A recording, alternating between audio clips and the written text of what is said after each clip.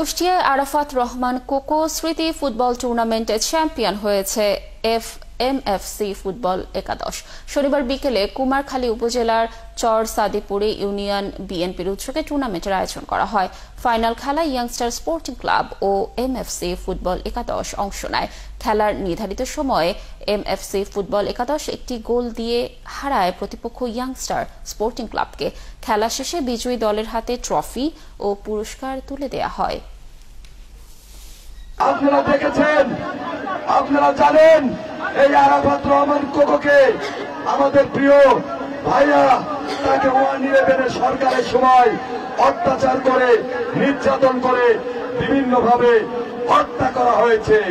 এটাকে আমরা স্বাভাবিক মৃত্যু বলতে পারি না, এটাকে আমরা কখনোই স্বাভাবিক মৃত্যু বলতে পারি না।